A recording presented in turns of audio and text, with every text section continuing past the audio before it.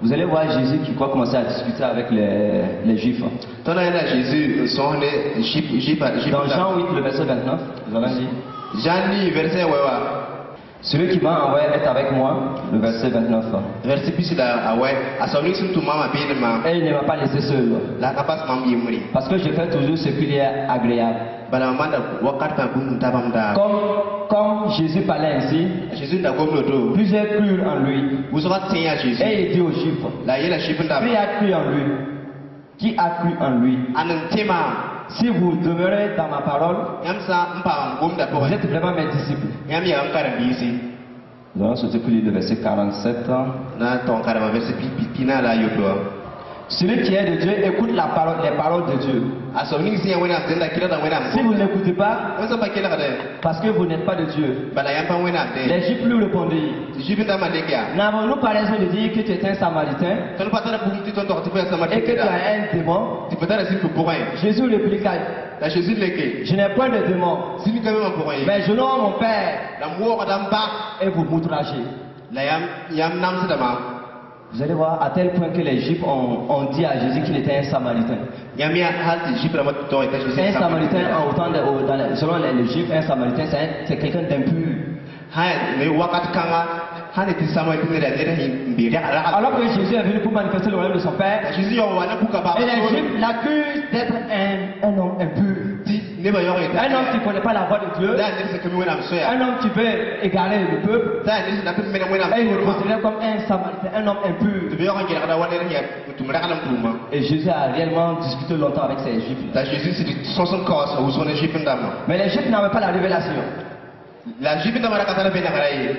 Jésus lui-même il obéissait. Il dit que je fais ce qui est agréable à mon Père. On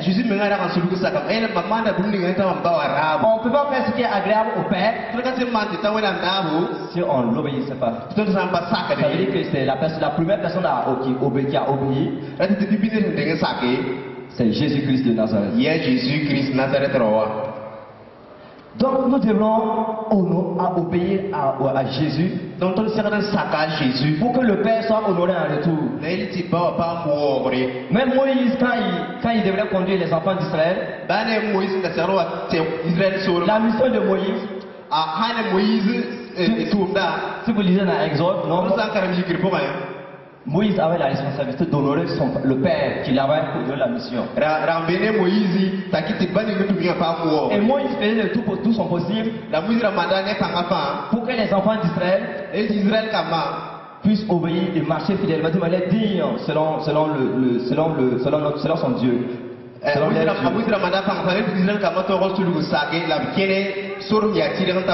pour ça que si on étudie davantage la Bible, si on utilise davantage la Bible, vous allez voir que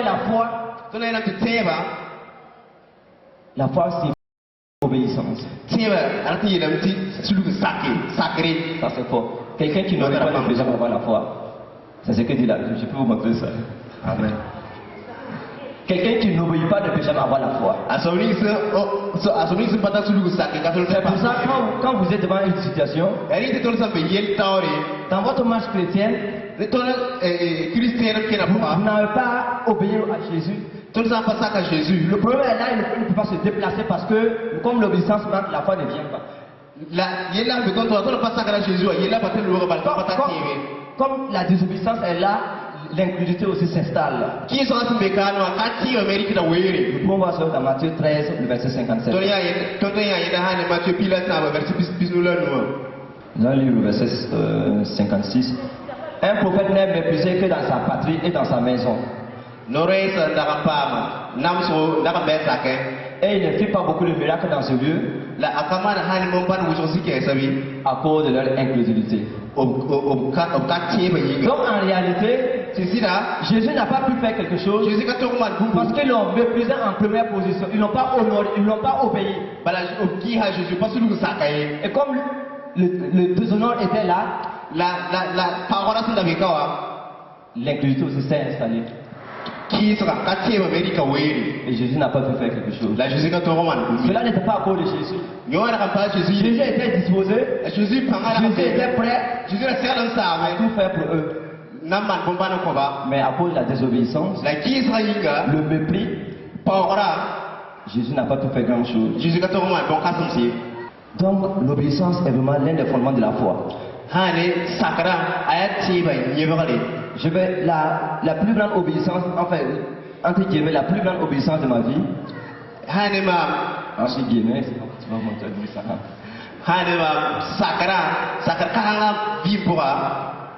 C'est entendre la voix du Saint-Esprit et y marcher.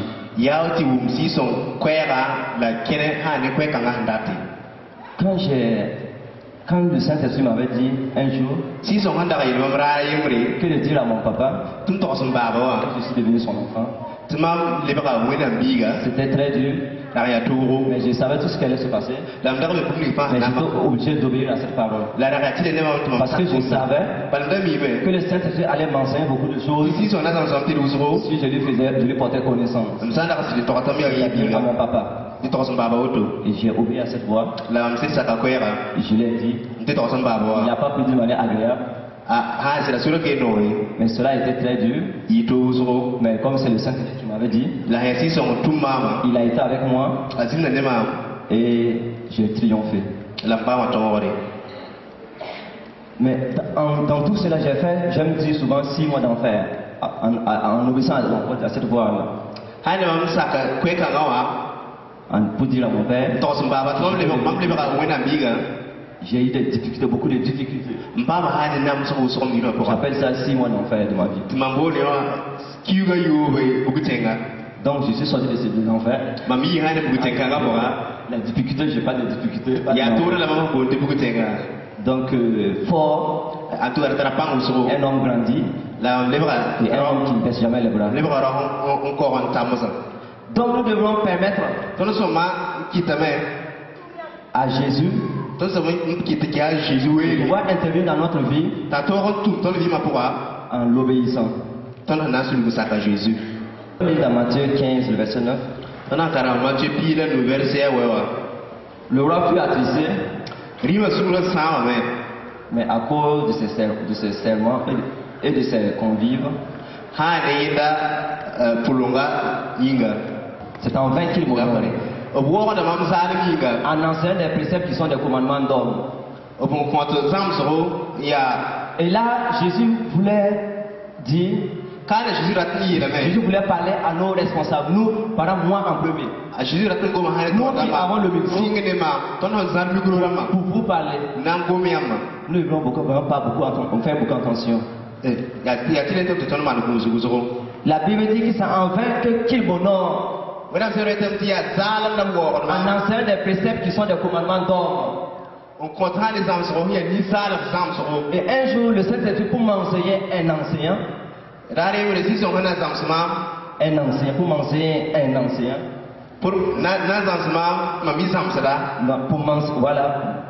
Pour m'enseigner un enseignant. Il m'a montré une vision. Dans la vision, j'ai vu des filles qui étaient habillées.